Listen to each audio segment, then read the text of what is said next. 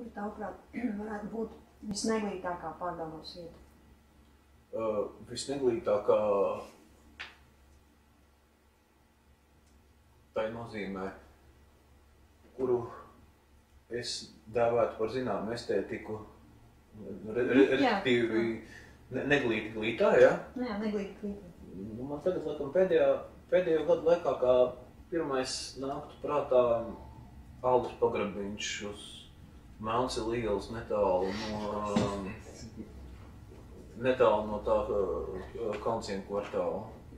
Viņš gan, diemžēl, ir neredzams, bet ja viņš būtu redzams kaut kā virszemē, tad viņš veidot pilnīgi ideālu kontrastu tam bezjēdzīgiem tirdziņam, kas atrodas blakus. Un visam, kas notiek šajā tirdziņā, šīs norises arī ir ļoti atšķirīgas.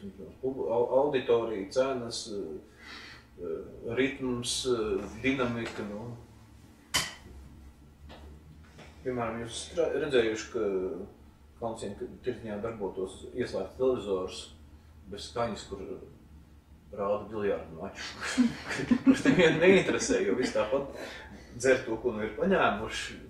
Viņus interesē tas, kas ir viņu glāzēs un cik glāzē viņiem vēl ir palicis. Viņi ik pa brīdim izvāk no kabatas. Man ir zāle, kas tēmas.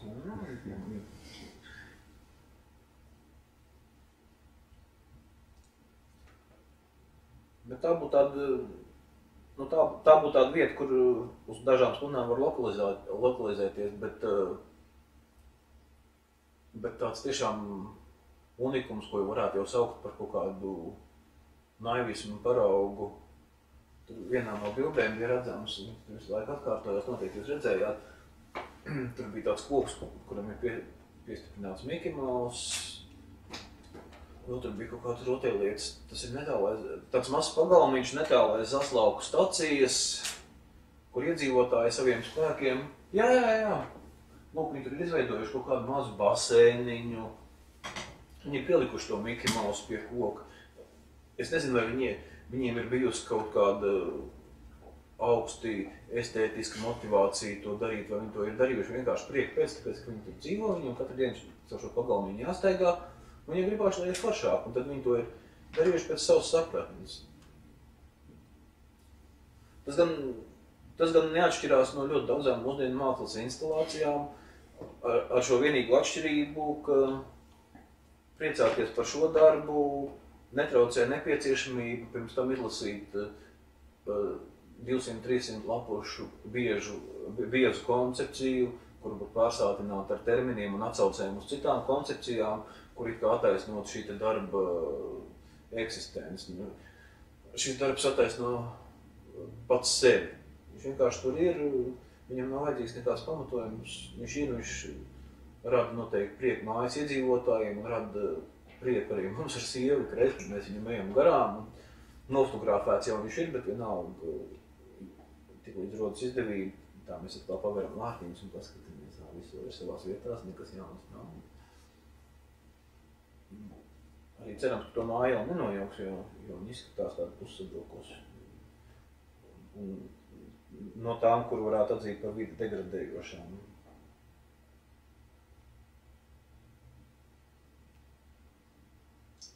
Kā jūs redzat Pārdaugavas nākotni?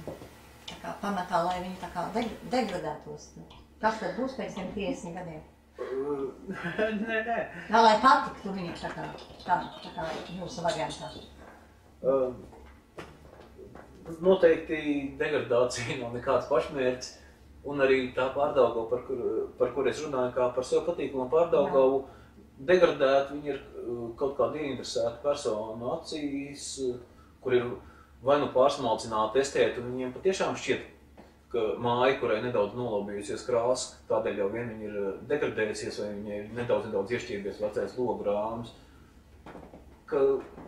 Man patīk šī sakārtotība, kas ir vērojama dažās vietās, kur netiek nojaukt šī vecā apbūve, neko labāk nepiedāvājot vietā, bet tāpat laikā šo vietu neizskaistinot. Veicot kaut kādu elementāru kapitālo un kosmētisko remontu, lai šī māja funkcionāli kalpo cilvēkiem, kuri var tur dzīvot, kurināt savus krāsniņus. jā, krāsnes kurināšana arī, man liekas, ir viena no tādām vēl aizvēsturiskām parādībām, kas... Ekskluzīvi. Pat ekskluzīvi, jā, un tā kā arī bērnībā es esmu dzīvojis ar krāsnes apkursu, tik ļoti pie tā esmu pieradis, un vienmēr arī zinām kaut kādu nostalģiju izjūtu, staigājot pa Pārdaugavām un redzot, ka no kādas mājas skursteņa veļās dūmi, un es jūtu to krāsnes smaržu. Tā viss pietrūkst. Protams, var atrast brīvus kaktus, kur sliet šīs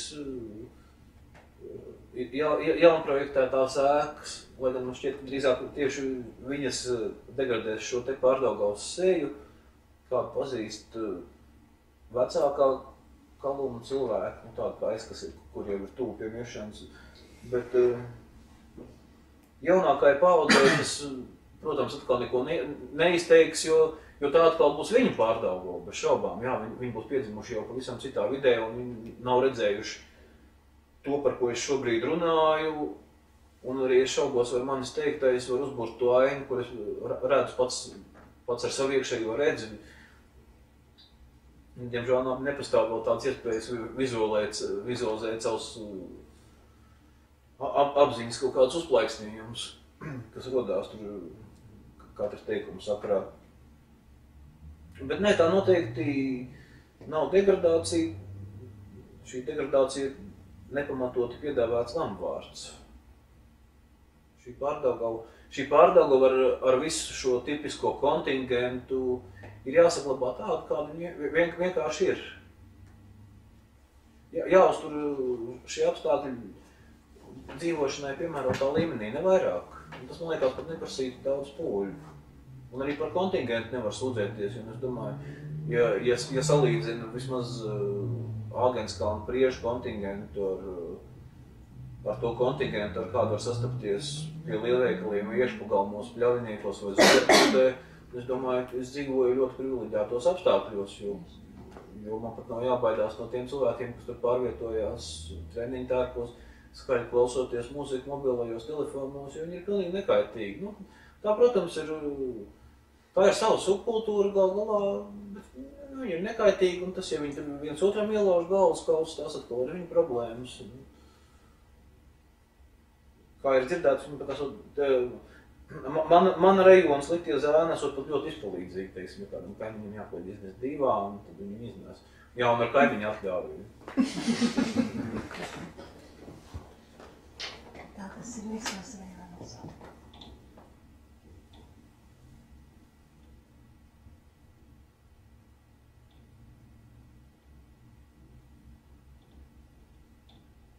Tur ir kaķīši. Par kaķīšiem tas izstāstīs. Kaķīši barotavas ar jūsu? Nē, pie mums nav izvietotas, bet mēs ar sīvu kā dzīvnieku mīļi barojam paši savu kaķu komunu. Tas ir jau vairāk gadu gaitā izveidojusies mūsu mājas tuvumā. Tur ir viena kaķenīte, kurai katru gadu, protams, ziņas bērni. Iespēja robežās vismaz reizē nopērkam kādu kaķu barības buņģiņu, viņiem iedodam.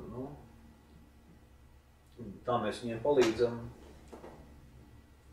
Nogādāt uz patvērsni, kur viņus sterilizētu un sniegt viņiem daudz maz nepieciešamāko medicīnisko palīdzību. To mēs vienkārši nevaram, jo tas jau ir atkal maksas pakalpojums. Nē, laikam bija tā, ka tiem pleņojošiem kaķiem medicīnisko palīdzību sniedz par velti, bet tad ir jānogādā pašiem. Tā kā mašīnas nav, tad pašiem nogādāt problemātiski. Bet ko mēs te par kaķiem? Tur arī citi dzīvnieki ir manīti. Tur ir vanagi manīti, piemēram, pie loga. Ir manīts balodis, kurš ielido virtuvē.